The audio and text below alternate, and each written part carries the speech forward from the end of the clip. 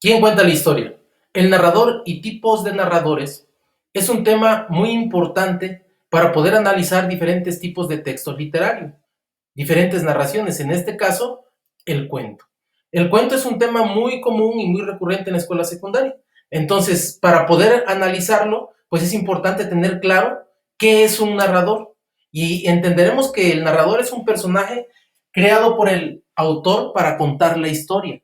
Es decir, cuando nosotros leemos un cuento, pues la persona que está dentro del cuento, implícita en el cuento, que nos dice qué pasó al principio, qué pasó al final, qué pasó en el desarrollo, el que nos habla de los personajes, nos describe cómo son ellos, los lugares, pues es precisamente el narrador. Pero algo muy importante, no debemos confundir al autor con el narrador. El autor es quien escribe la historia y el narrador efectivamente es creado por el autor, pero es quien cuenta la historia. A reserva de cuando las narraciones son orales. Cuando la narración es oral, y que creo que alguna vez la mayoría pudo haber vivido ello, cuando le contaron algún cuento, pues quien lo narra, ese es quien les cuenta la historia, ese es el narrador precisamente. En este caso, y para tratar de organizar el tema, vamos a analizarlo en dos momentos: tipos de narrador, de acuerdo a lo que conocen, y las voces narrativas. Cabe señalar que para lo de la voz narrativa es importante recordar o tener muy claro respecto a las personas gramaticales, inclusive ya hicimos un video de ello. Las personas gramaticales son de alguna forma las que definen las voces narrativas, entonces se tienen que tener muy claro y presente para poderlas entender. Empezamos con los tipos de narrador. Los tipos de narrador, en este caso, los vamos a clasificar según su conocimiento. Y el primero que aparece es el omnisciente, el que todo lo sabe, de ahí viene el nombre, omnisciente. Y entendamos que este narrador sabe todo lo que sucede a los personajes, lo que piensan y harán. No es parte de la historia, es decir, no es un personaje de la historia. Puede ser un testigo, pero no es un personaje. Y se escribe en tercera persona gramatical. Aquí tenemos un ejemplo, dice: Flora se fue a dormir con un dolor intenso, se fue a la cama sin cenar. Él, en la narración, está diciendo por qué Dora se fue a la cama sin cenar y habla de un dolor intenso. Algún otro personaje que no sea omnisciente simplemente diría que se fue a dormir, se fue a la cama sin cenar y no sabe por qué. Como el equiciente. El equiciente es un tipo de personaje que sabe lo mismo que los personajes, pero no sabe ni qué piensan ni qué harán. También puede ser un personaje, es decir, este sí puede estar dentro de la historia. Se escribe en tercera persona gramatical. Y aquí podemos ver lo que dice: María se quedó esperando a Daniel sin saber por qué no había llegado. Otro tipo de narrador, por ejemplo, el omnisciente, que por cierto, el omnisciente es el personaje o el narrador más ocupado en todos los tipos de texto, hubiera dicho que María se quedó esperando a Daniel mientras él se quedó jugando fútbol con sus amigos. O sea, el omnisciente sí sabría por qué y lo diría en la narración. El equiciente se guarda la información. Cabe señalar que el narrador equiciente es muy ocupado en los cuentos policíacos. En esos cuentos es importante que se descubra un acertijo, que se descubra quién es el ladrón o quién es el asesino, o en fin, que se descubra de alguna manera, que se llegue que a través de unas pistas se logre solucionar el conflicto. Entonces el narrador equiciente, por ejemplo, no te dice desde el principio, por ejemplo, quién robó las joyas, sino que la idea está en que el lector acompañe al narrador y a los personajes, y que conforme van leyendo van haciendo conjeturas y van llegando a la conclusión juntos, para que al final descubran quién fue.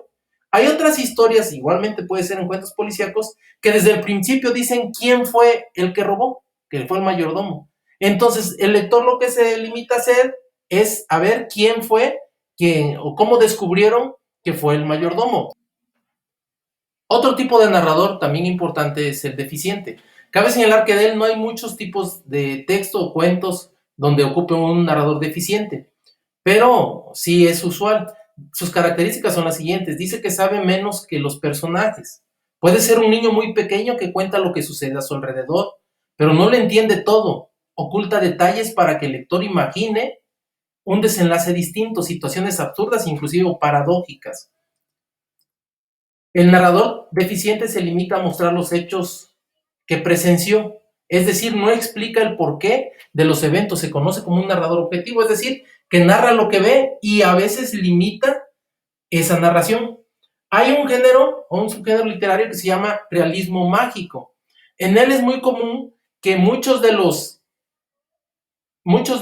que participan en la historia de los personajes no se sepa quiénes eran. Supongamos, hay algunos cuentos en donde dice, y rompieron todo, quebraron macetas, tiraron muebles, las sillas las desacomodaron e hicieron un desastre. Esa es una pequeña narración, pero así como esa narración que no dice si fueron niños, si fueron animalitos o si fueron alguna otra criatura, no es una característica de ese párrafo, sino que durante todo el cuento no te dicen con claridad quién es ese personaje principal, por lo que puede uno confundir inclusive quién fue el que realizó la acción o cuál es el desenlace o cómo va a ser el desenlace. Entonces, esa es una característica del deficiente que a veces no te describe con claridad ni quiénes son los personajes. Ahora vamos a ver la voz narrativa. La voz narrativa, pues de alguna forma les comentaba que estaba asociada con las personas gramaticales. Y empezaremos con narrador en primera persona. Dice que es el que cuenta lo que sucedió. También se le llama narrador personaje o protagonista, es decir, es como que si Caperucita cambiara su rol, es decir, que en lugar de que un omnisciente o uno en tercera persona lo narrara, que Caperucita misma contara su historia. En ese momento se hace narrador en primera persona. Y aquí vemos un ejemplo. Cuando subí al autobús, subí, ahí está el verbo subí, o sea, yo subí, el hombre ya estaba allí. Era la primera vez que lo veía. Bajé la mirada. Es decir, los verbos que hay, subí, veía y bajé, están en primera persona. Y aunque hay un verbo que está en tercera persona, la mayor parte del texto está en primera. Entonces, a eso se le llama narrador en primera persona, cuando en su totalidad aparece el texto así. No olvidemos que hay narraciones en el texto y que sobre todo que en algunas ocasiones insertan diálogos. Los diálogos cuando son directos, pues se hacen en segunda persona. Entonces, no esperemos que todo el cuento forzosamente esté en primera persona o en tercera persona o en segunda, sino que hay momentos en los cuales hay otras personas gramaticales, pero lo que se toma en cuenta es la mayor parte de los verbos, la mayor parte de la narración, en este caso, que esté en primera persona. Es decir, que el propio protagonista cuente lo que le pasó. En este caso, la primera persona es yo. También tenemos narrador en segunda persona. Es uno de los personajes de la historia. Conversación directa con el personaje principal. Y aquí tenemos un ejemplo. Hace frío, pero bien sabes, o sea, tú bien sabes que vale la pena levantarse temprano para hacer ejercicio. El día es más largo. Puedes hacer más actividades. Es decir, tú puedes hacer más actividades. Este es muy poco común, pero se ocupa, por ejemplo, o se me ocurre que cuando un personaje del cuento le está platicando a otro que perdió la memoria todo lo que hicieron juntos. Entonces le está tratando de recordar cada una de las acciones. Entonces ahí se ocupa el narrador en segunda persona. Y por último, el narrador en tercera persona. Es el más habitual. Se encuentra en el lugar de la historia. Observa los hechos de cerca, desde adentro. Sabe lo que ocurre. Se conoce como narrador testigo o inclusive en otros le pueden llamar narrador omnisciente. Entonces, para efectos de análisis, pues este sería un ejemplo. Dice, Ernesto se levanta del escritorio para encenderla. Termina de anotar los números en una plantilla. La persona gramatical es él. Cabe señalar que la narración es primera, segunda o tercera persona del singular.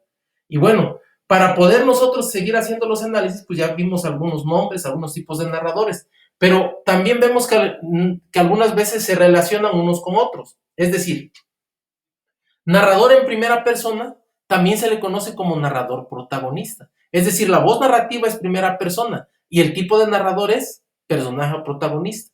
¿Sale? También vemos que el narrador en segunda persona, ahí sí, es el único nombre que recibe. ¿Por qué? Porque no tiene otro nombre adicional, sino que el narrador en segunda persona, esa es la voz narrativa y el tipo de narrador. Y el narrador en tercera persona, la voz narrativa en tercera persona, pues comúnmente es el narrador testigo o el narrador omnisciente. Inclusive, el equisciente también entra dentro de este narrador en tercera persona. Para hacer los análisis posteriores, siempre sugiero a los alumnos que pueden llamar al narrador de estas maneras: narrador protagonista, narrador personaje, narrador en segunda persona, narrador testigo, narrador omnisciente, de acuerdo a las condiciones. Y de diferentes maneras está bien llamado, bien nombrado. Se pueden relacionar las voces narrativas con los tipos de personaje. Espero que el video les haya sido útil, sobre todo para poder hacer los análisis de diferentes tipos de textos literarios. Muchas gracias.